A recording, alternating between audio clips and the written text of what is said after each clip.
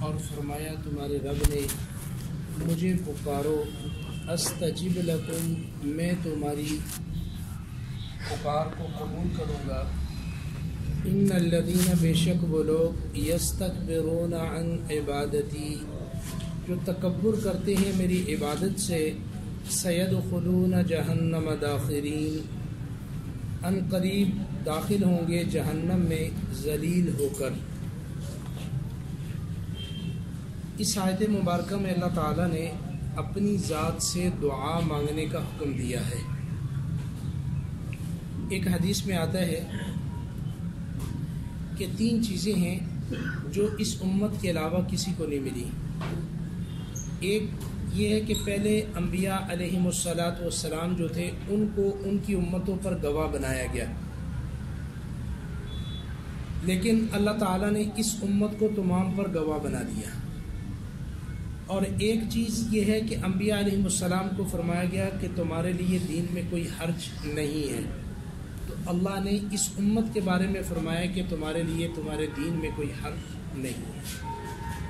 اور تیسری چیز، اللہ نے انبیاء علیہم السلام کو فرمایا کہ تم مجھ سے مانگو میں تمہیں عطا کروں گا، میں تمہاری دعا کو قبول کروں گا۔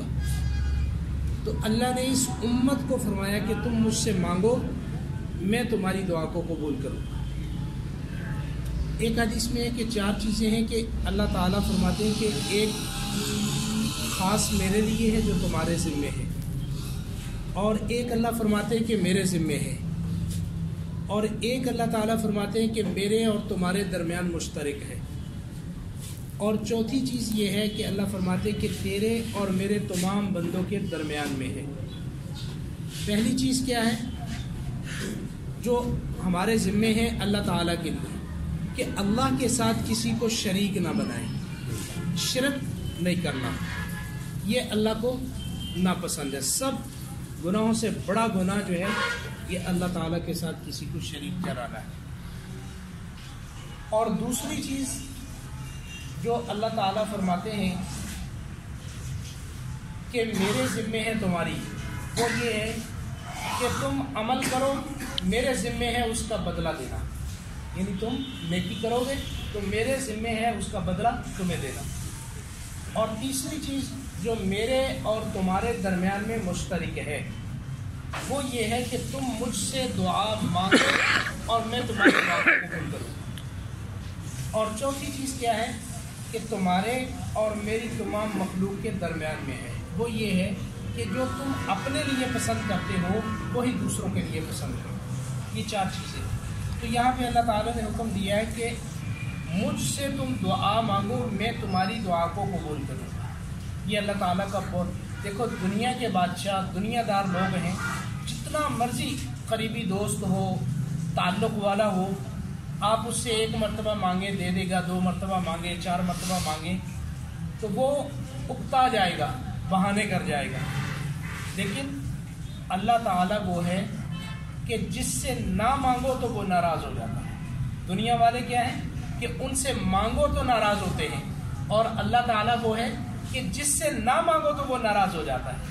من لم یسأل اللہ یغضب، حدیث میں آتا ہے کہ جو اللہ سے نہیں مانگتا اللہ اس سے ناراض ہو جاتا ہے، اللہ کا اس پہ غضب آتا ہے۔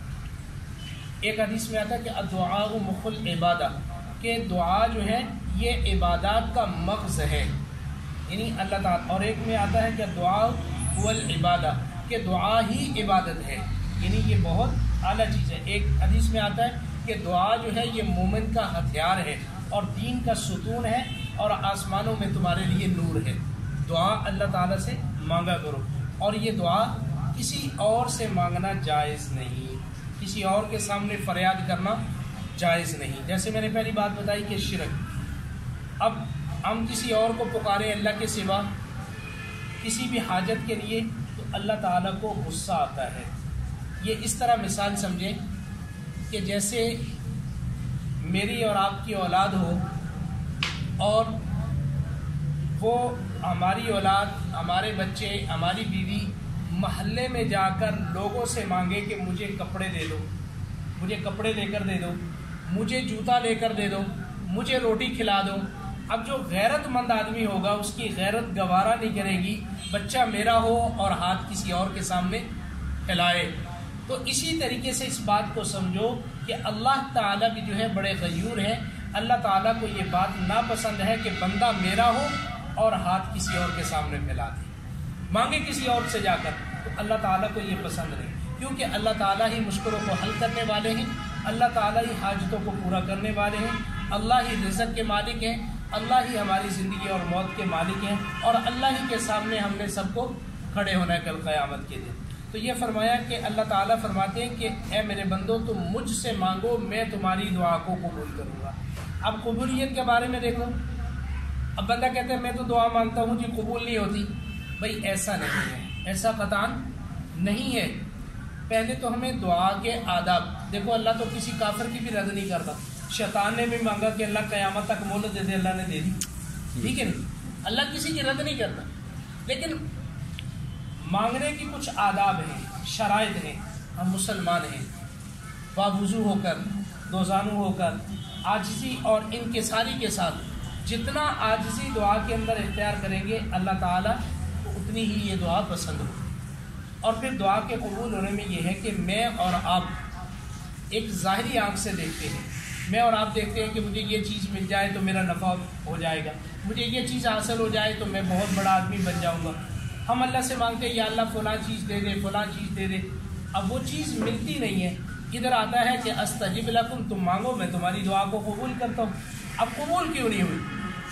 اس میں 3 باتیں ہیں کہ دیکھو اللہ تعالیٰ ہماری مصلحت کو دیکھتے ہیں کہ اگر ہمارا اس کے اندر فائدہ ہے تو اللہ تعالیٰ دے دیتے ہیں، اگر نہیں ہے تو اللہ تعالیٰ اس کے بدلے میں کوئی ہمارے اوپر آنے والی مصیبت یا پریشانی کو ٹال دیتے ہیں.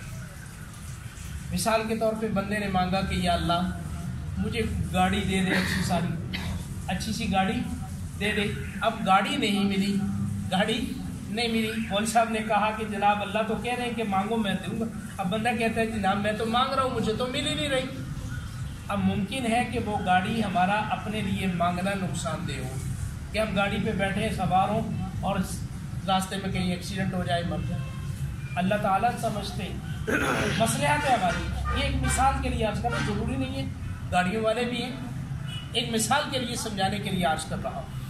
اور دوسری بات یہ ہے کہ جب وہ چیز نہیں ملی تو اس کے مد مقابل اللہ تعالیٰ کوئی چیز عطا کر دیتے. وہ چیز نہیں، اس کے مقابل میں اللہ تعالیٰ نے کوئی اور انعام ہم پر کر دیا، کوئی اور رزق کا دروازہ ہمارے اوپر کھول دیا، کوئی اور راستہ اللہ تعالیٰ نے کھول دیا. اور اگر یہ بھی نہ ہوا تو کوئی ایسا تھا کہ ہمارے اوپر مصیبت آنے والی تھی، پریشانی آنے والی تھی. اب اس کا مجھے اور آپ کو تو نہیں علم، جو آ گئی اس کا تو پتہ چل جاتا ہے. جو آنے والی ہے اب ہم یہاں سے اٹھ کے جائیں، ہمارے ساتھ رات تک کو کیا ہونے والا ہے کسی کو کوئی علم نہیں، کل کو کیا ہونے والا ہے مجھے اور آپ کو کوئی علم نہیں. اب ہم جب اللہ سے مانگتے ہیں تو اللہ تعالیٰ اس دعا کے بدلے میں یہ صلہ عطا فرماتے ہیں کہ اس مصیبت اور پریشانی کو اللہ تعالیٰ ٹال دیتے ہیں، دور فرما دیتے ہیں، اور ہمیں محسوس بھی نہیں ہوتا. اور تیسری چیز یہ ہے کہ اگر دنیا کے اندر کوئی چیز بھی نہ ملے تو آخرت کے اندر اللہ تعالیٰ بندے کو بلائیں گے کہ میرے بندے ادھر آؤ. جی اللہ تو نے فلاں وقت میں مجھ سے یہ دعا مانگی تھی. یاد کرے گا ہاں یا اللہ میں نے مانگی تھی. فلاں وقت میں گھر میں بیٹھا ہوا تو تجھ سے یہ مانگا، مسجد میں بیٹھا ہوا تھا یہ مانگا، دکان پہ بیٹھا ہوا تھا یہ مانگا. اب اللہ تعالیٰ اس کی ایک ایک دعا کو یاد کروائیں گے. پھر وہاں اللہ تعالیٰ بتائیں گے کہ اس دعا کا میں نے تجھے یہ بدلہ دنیا میں دیا، اس دعا کا یہ بدلہ دیا، اس دعا کے بدلے میں یہ مصیبت ہٹا دی، اس دعا کے بدلے میں یہ کام تیرا کر دیا. اب وہ اللہ تعالیٰ ساری باتیں اور اس کا بدلہ بھی دیا. اب اللہ تعالیٰ فرمائیں گے کہ یہ تیری دعا رہے گی جس کا میں نے تجھے دنیا میں بدلہ نہیں دیا، یہ دعا رہے گی میں نے تجھے دنیا میں بدلہ نہیں دیا، یہ دعا رہے گی میں نے تجھے دنیا میں بدلہ نہیں دیا. آج میں اس کا بدلہ تجھے عطا کر رہا ہوں.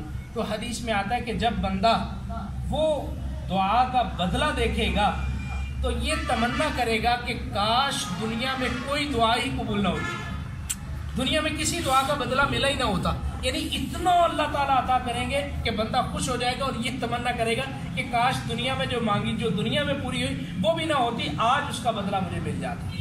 تو یہ ایسا معاملہ نہیں ہے کہ اللہ تعالیٰ قبول نہیں کرتے. اللہ تعالیٰ خود فرما رہے کہ مجھ سے مانگو میں قبول کرتا ہوں.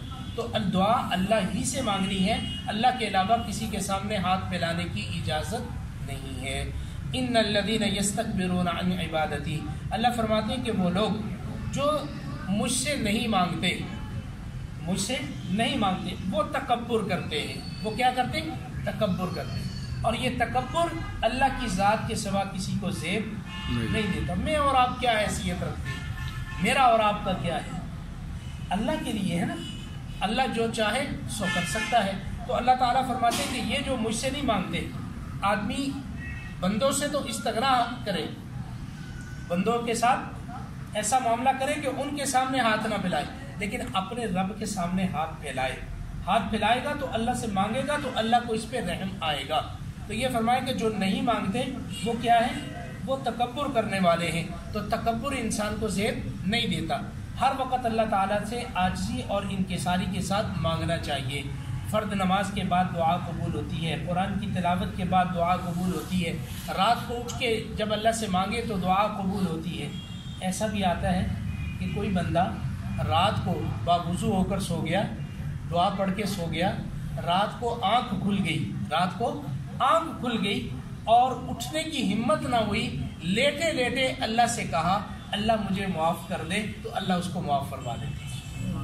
یعنی رات کا وقت جو ہے اتنا قیمتی ہے کہ اس میں لیٹے لیٹے بھی اللہ سے مانگ لو تو خالی ہاتھ نہیں لوٹاتے، چاہے جائے کہ کوئی آدمی اٹھے اور وضو کرے اور اللہ سے مانگے تو اللہ اس کو خالی ہاتھ کیسے موڑ سکتے۔ تو یہ دعا کی قبولیت کے اوقات ہے۔ والدین کی دعا اپنی اولاد کے لیے قبول ہوتی ہے، کسی مسلمان کی دوسرے مسلمان کے لیے دعا مانگنا اس کے حق میں قبول ہوتی ہے۔ تو بہت سارے مواقع ہوتے ہیں دعا کی قبولیت کے بھی، ان کو ضائع نہیں کرنا چاہیے۔ تو اللہ تعالیٰ فرماتے ہیں یہ جو لوگ تکبر کرتے ہیں، مجھ سے نہیں مانگتے، مجھ سے اعراض کرتے ہیں، سیدخلون جہنم داخرین، ان قریب داخل ہوں گے جہنم میں ذلیل ہو کر۔ یعنی دنیا میں تکبر کر رہے تھے، آخرت میں کیا ہوگا؟ ذلیل ہو جائیں گے۔ اللہ مجھے اور آپ کو اس دن کی ذلت سے، اس دن کی رسوائی سے محفوظ فرمائے اور اپنی ذات عالی کا یقین نصیب فرما کر اپنے ساتھ اللہ تعالی ہم سب کو مضبوط تعلق بنانے کی توفیق عطا فرما دے۔ الحمدللہ رب العالمین والعاقبۃ للمتقین والصلاۃ والسلام علی رسول الکریم اللہم احسن عاقبتنا فی الامور کلها